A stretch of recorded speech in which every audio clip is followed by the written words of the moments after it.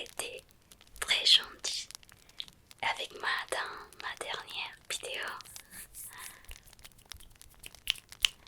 Merci pour vos conseils.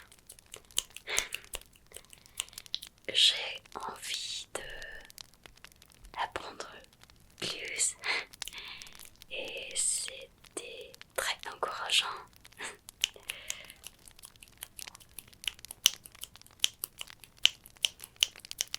Merci.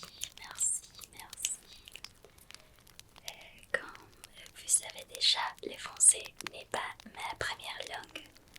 Et ma première langue, c'est l'espagnol. Et c'est pour ça que je ne peux pas m'exprimer avec aisance et je fais beaucoup d'erreurs, je pense. Et j'ai aussi un accent. Merci beaucoup à tous. Merci beaucoup à tous.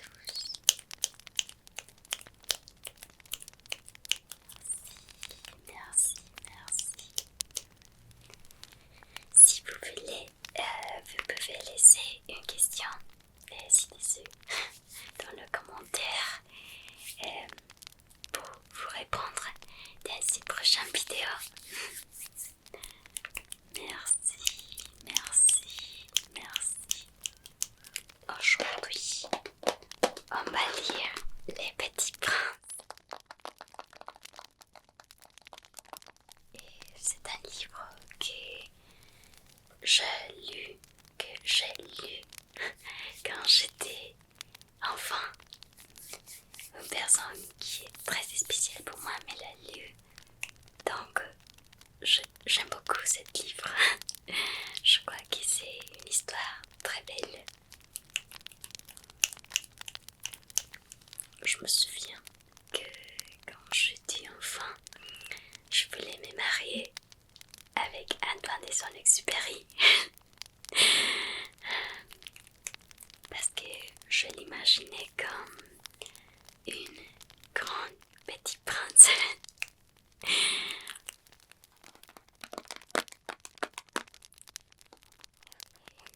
Je n'ai pas les livres en physique, mais je l'ai ici.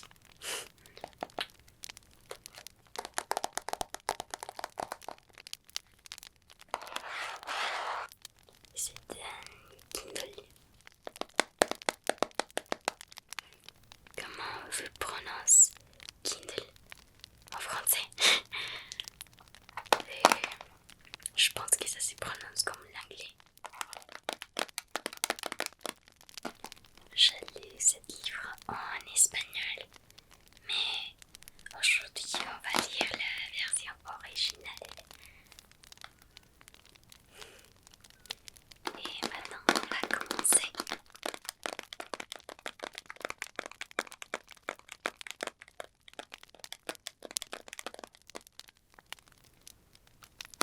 Alléon vert. Et je demande pardon aux enfants d'avoir dédié ce livre à une grande personne. J'ai une excuse sérieuse. Cette grande personne est le meilleur ami que j'ai au monde. J'ai une autre excuse. Cette grande personne peut tout comprendre. Même les livres pour enfants.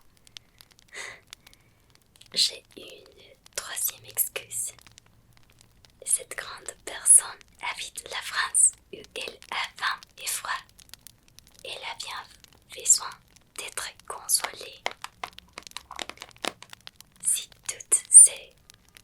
toutes ces excuses ne suffisent pas, je vous viens de dire ce livre à l'enfant qu'a été autrefois cette grande personne. Toutes les grandes personnes ont d'abord été des enfants, mais peu d'entre elles s'en souviennent. Je corrige donc ma dédicace à Léon Bert quand il était petit garçon. Premier chapitre. Lorsque j'avais 6 ans, j'ai vu une fois une magnifique image. c'est un livre sur la forêt vierge qui s'appelait Histoire vécue. Ça représentait un serpent bois qui avalait un phobe. Voilà la copie du dessin. On disait dans ce livre, les serpents bois avalent leur proie tout entière sans la mâcher. Ensuite, ils ne peuvent plus bouger et ils dorment pendant les 6 mois de leur digestion. J'ai alors beaucoup réfléchi sur les aventures de la jungle et à mon tour, je réussis avec un crayon de couleur à tracer mon premier dessin.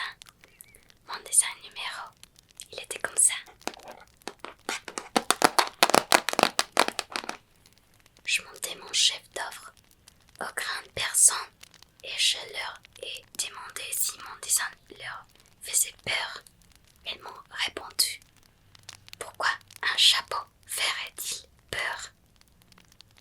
Mon dessin ne représentait pas un chapeau, il représentait un serpent bois qui digérait un éléphant.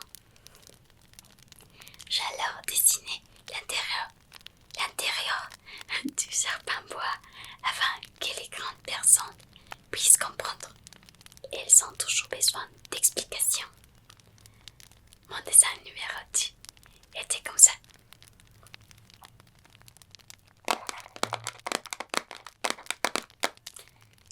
Les grandes personnes m'ont conseillé de laisser de côté les dessins des serpents bois ouverts ou fermés et de m'intéresser plutôt à la géographie, à l'histoire, au calcul et la grammaire. C'est ainsi que j'ai abandonné à l'âge de 6 ans une magnifique carrière de peintre. J'avais été découragée par l'anxiété de mon dessin numéro 1 et de mon dessin numéro 2. Les grandes personnes ne comprennent jamais rien toutes seules et c'est fatigant pour les enfants de toujours leur donner des explications. J'ai donc dû choisir un autre métier et j'ai appris à piloter des avions. J'ai volé un peu partout dans le monde et la géographie, c'est exact, m'a beaucoup servi. Je savais reconnaître du premier coup de l'île la Chine de l'Arizona. C'est très utile si l'homme est égaré pendant la nuit. J'ai ainsi eu, au cours de ma vie, des tas de contacts avec des tas de gens sérieux. Je pouvais coucher les grandes personnes. Je les ai vus de très près, car n'a pas trop amélioré mon opinion.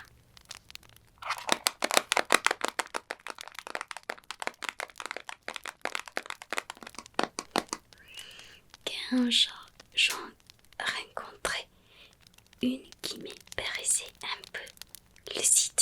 Je faisais l'expérience sur elle de mon dessin numéro 1 que j'ai toujours conservé. Je voulais savoir si elle était vraiment compréhensive, mais toujours elle me répondait: c'est un chapeau.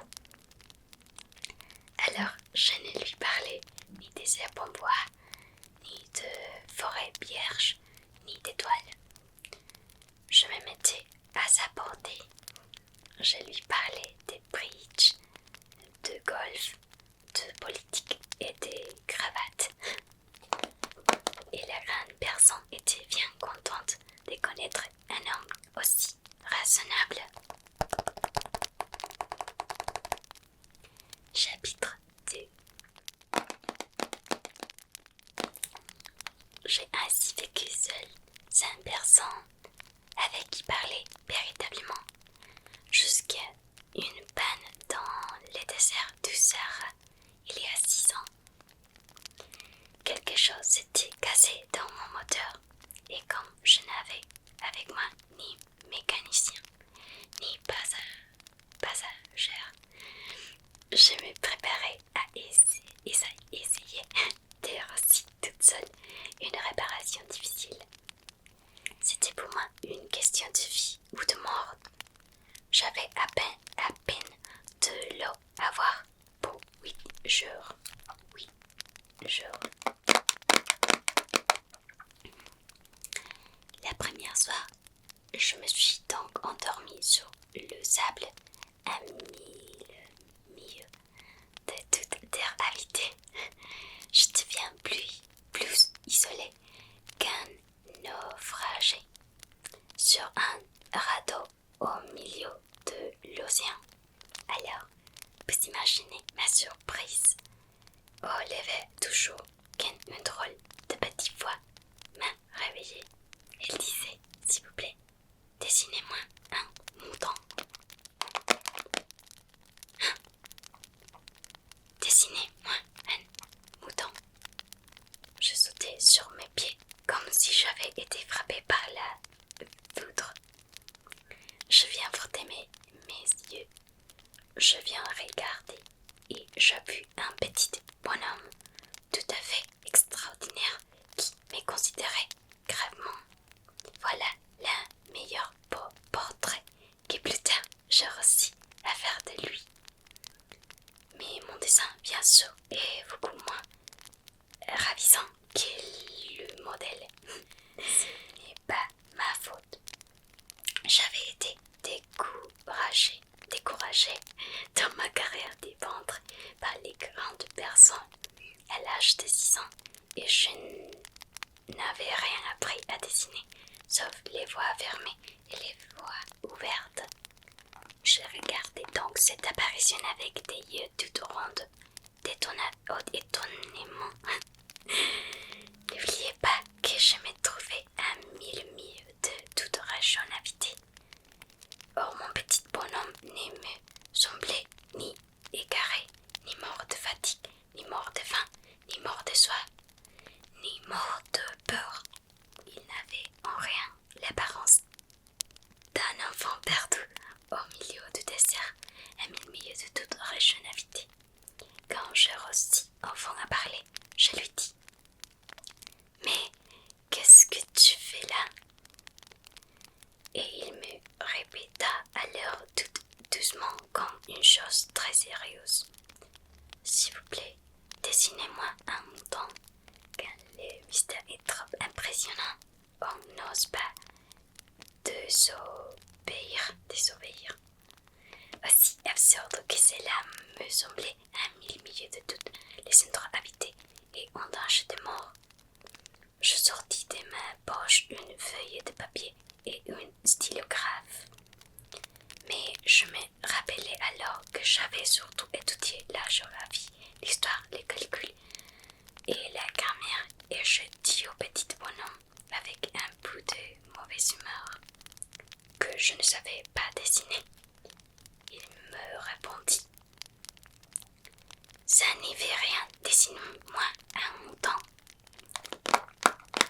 Comme je n'avais jamais dessiné un mouton, je ravis pour lui l'un du seul dessin dont j'étais capable. Celui de voix fermée, et je fus stupéfait d'entendre le petit bonhomme me répondre « Non, non, je ne fus pas d'un éléphant dans un bois.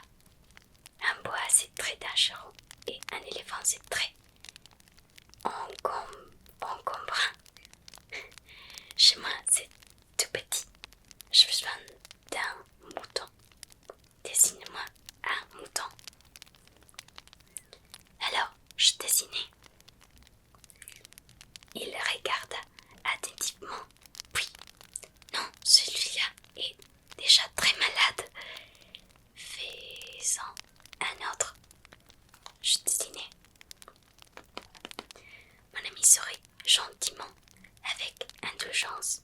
« Tu veux bien, ce n'est pas un mouton, c'est un bélier. Il a des cornes. » Je revis donc encore mon dessin. Mais il fut refusé, comme les précédents.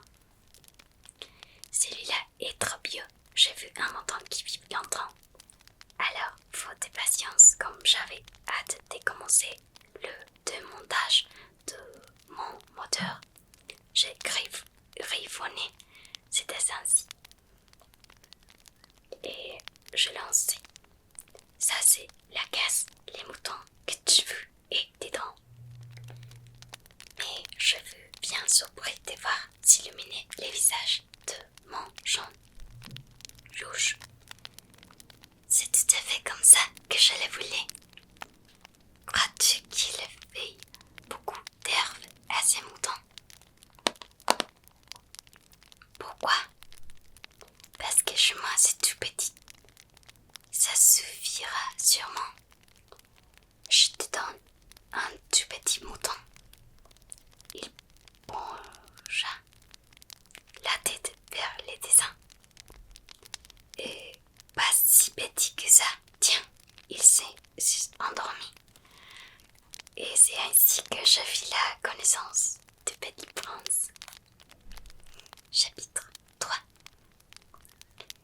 Il m'a fallu longtemps pour comprendre d'où il venait.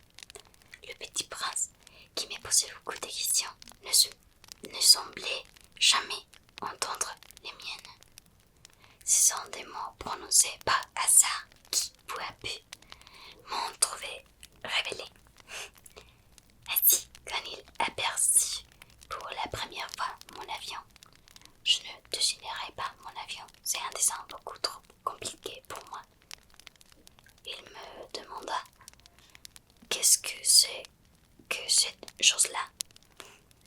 Ce n'est pas une chose, ça vole, c'est un avion, c'est mon avion. J'étais fière de lui apprendre que je volais. Alors il s'écria. Comment? Tu es tombé du ciel? Oui, fis-je modestement. Ah, ça c'est drôle. Et le Petit Prince un très joli éclat de rire qui m'irrita beaucoup. Je désire que l'on prenne mes malheurs au sérieux. Puis il ajouta. Alors, toi aussi tu viens du ciel. De quelle planète es-tu? Je entrevis aussitôt une lueur. Désolée. Dans le mystère de sa présence et j'interroguai brusquement. Tu viens donc de notre planète? Mais il ne me répondit pas. Il hochait la tête doucement tout en regardant mon avion. C'est vrai que là-dessus, tu n'as pu pas venir de bien loin. Et il s'enfonça dans une rêverie qui dura longtemps. Puis, sortant mon mouton de sa poche, il se plongea dans la contemplation de son trésor. Vous imaginez combien j'avais pu être intriguée par cette demi-confidence sur les autres planètes. Je m'efforçais donc d'en savoir plus longue. Tu viens-tu, mon petit bonhomme? Où est-ce chez toi? En bout-tu emporter mon mouton? Il me répondait après un silence méditatif. Ce qui est bien avec la gaz que tu m'as donnée, c'est que la nuit, ça lui servira de maison.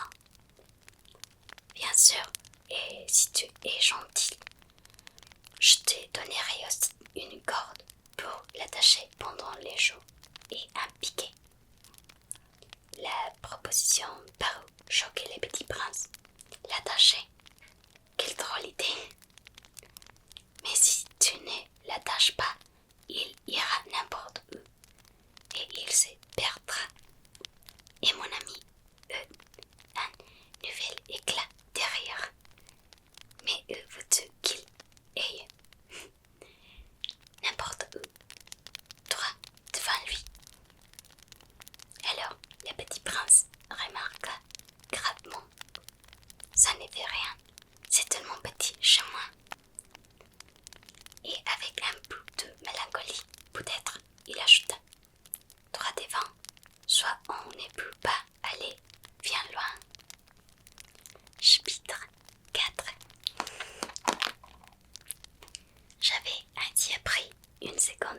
très important. Ce que sa planète d'origine était à peine plus grande qu'une maison. Ça ne pouvait pas m'étonner beaucoup. Je savais bien qu'en dehors des grosses planètes comme la Terre, Jupiter, Mars, Vénus, auxquelles on a donné des noms, il y a des centaines d'autres qui sont quelquefois si petits qu'on a beaucoup de mal à les apercevoir au télescope. Quand un astronome découvre l'une d'elles, il lui donne pour nom un numéro. Il appelle par exemple l'astéroïde 3251. Je de ces raisons de croire que la planète d'où venait le petit prince est l'astéroïde B612. Cet astéroïde n'a été aperçu qu'une fois au télescope en 1909 par un astronome turc. Il avait fait alors une grande démonstration déjà découverte à un congrès international d'astronomie, mais personne ne l'avait cru à cause de son costume. Les grandes personnes sont comme ça. Heureusement pour la réputation de l'astéroïde B612, un dictateur d'or imposa à son peuple, sous peine de mort, de s'habiller à l'européenne. L'astronome revit sa démonstration en 1920 dans un habit très élégant, et cette fois-ci tout le monde fut de son avis. Si j'ai vu et raconté ces détails sur l'astéroïde B612, et si j'ai vu et confié son numéro, c'est à cause des grandes personnes. Les grandes personnes aiment les chiffres. Quand vous leur parlez d'un nouvel ami, elle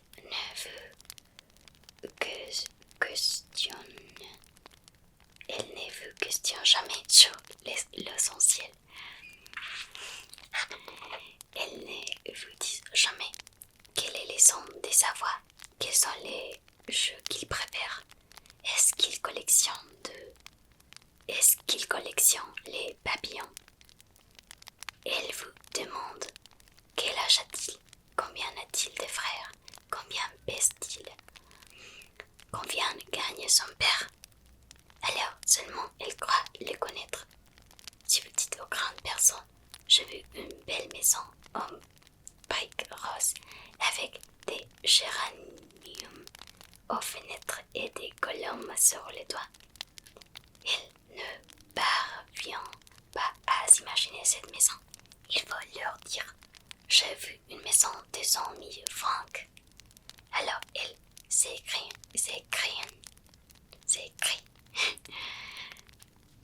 Comme c'est joli.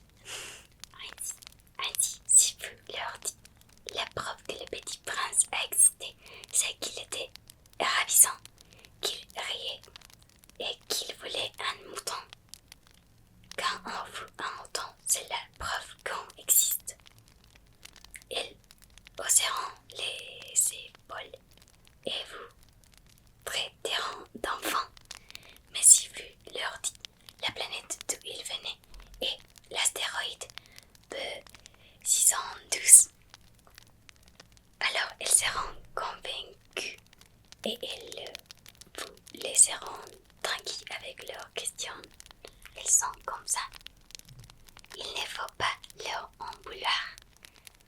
Les enfants doivent être très indulgents envers les grandes personnes.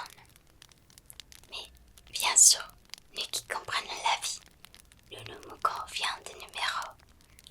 J'aurais aimé commencer cette histoire à la faisant des contes de fées. J'aurais aimé dire, il était une fois un petit prince qui habitait une planète à peine plus grande que lui et qui avait besoin d'un ami. Pour ceux qui comprenaient la vie, ça aurait l'air beaucoup plus vrai. Car je n'aime pas qu'on lise mon livre à la légère. Je prouve tant de chagrin à raconter ses souvenirs. Il y a 6 ans déjà que mon ami Son est accent montant, si je sais ici de le décrire, c'est afin de ne pas l'oublier. C'est triste d'oublier un ami. Tout le monde n'a pas un ami. Et je puis devenir comme les grandes personnes qui ne s'intéressent plus qu'aux chiffres. C'est donc pour ça encore que j'ai acheté une boîte de couleurs et des crayons. C'est dur de se remettre au dessin à mon âge quand on n'a jamais fait d'autres tentatives que celle d'un bois fermé et celle d'un bois ouvert à l'âge de 6 ans. J'essaierai bien sûr de faire des portraits les plus ressemblants possibles, mais je ne suis pas tout à fait certaine de aussi. Un dessin va et l'autre ne ressemble plus. Je me trompe un peu aussi sur la taille. Ici, le petit prince est trop grand. Là, il est trop petit. Je cite aussi sur la couleur de son costume. Alors, je t'adonne comme ci et comme ça, tant bien que mal. Je me tromperai en vain sur certains détails plus importants. Mais ça, il faudra me les pardonner. Mon avis ne donnait jamais d'explication. Il me croyait peut-être semblable à lui. Mais moi, malheureusement, je ne sais pas voir les moutons à travers les cases. Je suis peut-être un peu comme les grandes personnes. J'ai dû vieillir. Je pense qu'on va lire seulement ces 4 chapitres.